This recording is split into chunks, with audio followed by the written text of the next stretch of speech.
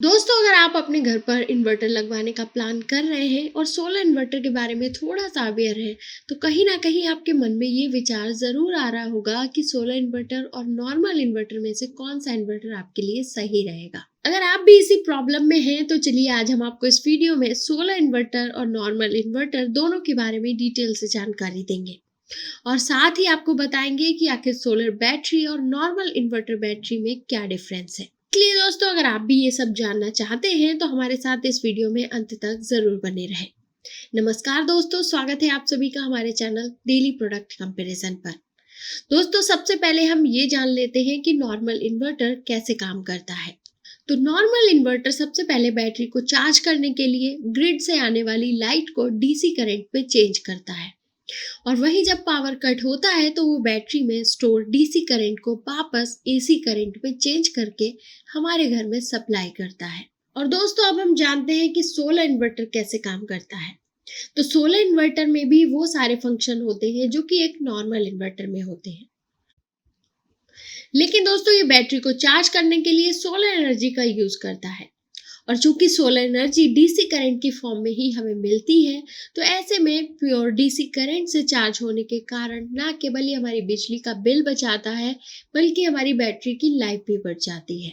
तो दोस्तों, ये तो हमने आपको एक जनरल व्यू दे दिया है कि ये दोनों ही इन्वर्टर काम कैसे करते हैं। सबसे पहले हम बात करते हैं इलेक्ट्रिसिटी बिल के बारे में, यानी कि कौन सा इन्वर्टर इलेक्ट्रिसिटी बिल का ज्यादा बचत करता है।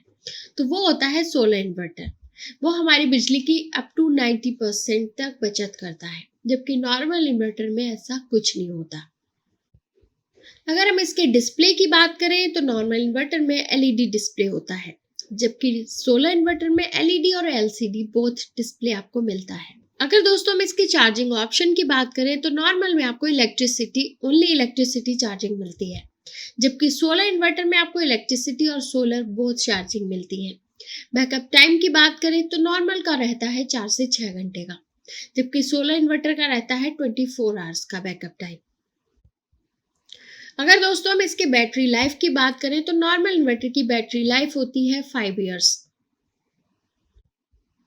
जबकि सोलर इन्वर्टर की रहती है 8 से 10 साल की बैटरी लाइफ। अगर हम इसके वेव टाइप की बात करें तो नॉर्मल में रहती है स्क्वायर और साइन वेव, जो कि हल्की सी आवाज करती है। अगर दोस्तों हम इसके प्राइस की बात करें तो नॉर्मल की जो स्टार्टिंग प्राइस है वो है 3500 से, जबकि सोलर इन्वर्टर की प्राइसिंग रहती है, स्टार्टिंग प्राइस है 3600। इन दोनों की वारंटी की बात करें तो दोनों ही इन्वर्टर की आपकी 2 इयर्स की वारंटी मिलती है। इसके अलावा दोस्तों कुछ और भी पॉइंट्स होते हैं जिनके बेस पे आप इसको डिफरेंशिएट कर सकते हैं। तो दोस्तों ये थे कुछ पॉइंट जिसके अकॉर्डिंग इन दोनों टाइप के इन्वर्टर्स को डिफरेंशिएट कर सकते हैं। दोस्तों यहाँ पर हमने आपको एक अपना सेगमेंट क्लियर कर दिया। अब हम चलते हैं अपने दूसरे सेगमेंट की तरफ, जो कि है इसकी बैटरीज। जैसा कि हम सभी को पता है कि इन्वर्टर की बैटरीज ही उसका मेन पार्ट होती है और इन दोनों ही टाइप्स के इन्वर्टर्स में बेसिक डिफरेंस भी इन्हीं बैटरीज की वजह से होता है। इसलिए दोस्तों इसकी बैटरीज में भी हम एक छोटा सा डिफरेंस देख लेते हैं, जिससे कि आपको बेसिक से सब कुछ समझ आ जाए और आप अपने लिए एक बेस्ट इन्वर्टर का सिलेक्शन कर पाए। तो दोस्तों इसमें सबसे बड़ा डिफरेंस होता है इसमें लगी प्लेट्स का। सोलर और नॉर्मल बैटरी के वाटर इंडिकेटर के नीचे कुछ प्लेट टाइप्स स्ट्रक्चर होते हैं, उनमें काफी डिफरेंसेस होते हैं। सोलर बैटरी के जो प्लेट्स होते हैं वो नॉर्मल बैटरी के प्लेट की कंपैरिजन में 2 गुने मोटे होते हैं और नॉर्मल बैटरी की प्लेट की थिकनेस थोड़ी सी पतली होती है। इसलिए दोस्तों सोलर बैटरी की चार्जिंग सहने की क्षमता, हीट, एम्पियर सभी मामलों में नॉर्मल बैटरी से बहुत ज्यादा होती है। अगर दोस्तों हम इसके प्राइस के मामले में देखें तो नॉर्मल बैटरी सस्ती होती है सोलर बैटरी के कंपैरिजन में। सोलर बैटरी थोड़ी महंगी होती है और इन दोनों में से 2 से 3 हजार रुपए का डिफरेंस आपको देखने को मिलता है, जो कि दोस्तों प्लेस टू प्लेस और according to the condition change भी हो सकता है। अगर दोस्तों हम इसकी ड्यूरेबिलिटी की बात करें तो नॉर्मल बैटरी जैसे ही 3 या 4 साल पुरानी होती है, वैसे ही इसके अंदर लगे प्लेट में लगा मटेरियल झड़ने लगता है और बैटरी बैकअप कम होने लगता है। लेकिन सोलर बैटरी के प्लेट्स चूंकि 2 गुने मोटे होते हैं, इसलिए सोलर बैटरी 8 से 10 साल बाद झड़ना स्टार्ट होती है और यही दोस्तों कारण है कि सोलर बैटरीज लॉन्ग लाइफ होती है। दोस्तों कोई भी बैटरी काफी हद तक टेम्परेचर के हिसाब से भी वर्क करती है, इसलिए आप जब भी इसे इंस्टॉल कराएं तो कोशिश करनी चाहिए कि इसे किसी ठंडे स्थान पर रखा जाए ताकि आपका जो टेम्परेचर है वो बैलेंस रहे। यदि बैटरी गर्म होगी तो वो बैकअप कम देने लगेंगी क्योंकि उसके अंदर चार्जिंग पार्टिकल हीट की वजह से कम हो जाते हैं और इस मामले में भी सोलर बैटरी नॉर्मल के मुकाबले अच्छा बैकअप देती है। दोस्तों आपने बैटरी पर C10 और C20 लाइट देखा होगा, लेकिन आपने कभी सोचा है कि इसका क्या मीनिंग होता है? तो चलिए आज ये भी जान लेते हैं।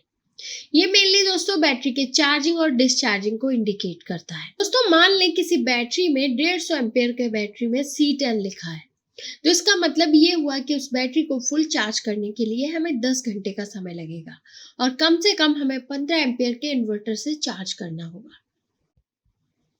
और दोस्तों हमें ये भी ध्यान रखना है कि C10 वाली बैटरी में हमें 15 एम्पियर से ज्यादा का इन्वर्टर का यूज नहीं करना है। दोस्तों अगर हम बात करें C20 की, तो 200 एम्पियर अगर उस पर लिखा है तो इसके लिए हमें 10 एम्पियर वाले इन्वर्टर की जरूरत पड़ेगी। दोस्तों नॉर्मल इन्वर्टर का यूज आप केवल बैटरी की चार्जिंग और डिस्चार्जिंग करने के लिए कर सकते हैं। इसका उपयोग हम सोलर पैनल के साथ नहीं कर सकते। लेकिन दोस्तों सोलर इन्वर्टर को हम नॉर्मल यूज और सोलर पैनल दोनों के लिए कर सकते हैं। अगर दोस्तों आप आपके घर पर एक नया इन्वर्टर सिस्टम लगा रहे हैं और वो सोलर प्लेट से जुड़ा है तो आपको सोलर इन्वर्टर ही लगाना पड़ेगा। लेकिन अगर आप घर पे सोलर प्लेट नहीं लगा रहे हैं तो आप नॉर्मल इन्वर्टर भी लगवा सकते हैं क्योंकि इसकी कीमत सोलर इन्वर्टर से थोड़ी सी कम होती है। लेकिन दोस्तों अगर आप कुछ समय के बाद घर पर सोलर प्लेट भी लगवाने की सोच रहे हैं तो आप पहले ही सोलर इन्वर्टर को लगवा लीजिए क्योंकि मॉडर्निटी की डिमांड भी यही है कि बाद में आपको चेंज करना पड़ेगा, इसलिए आप पहले से ही सोलर इन्वर्टर लगवा सकते हैं। तो दोस्तों आज की वीडियो में बस इतना ही।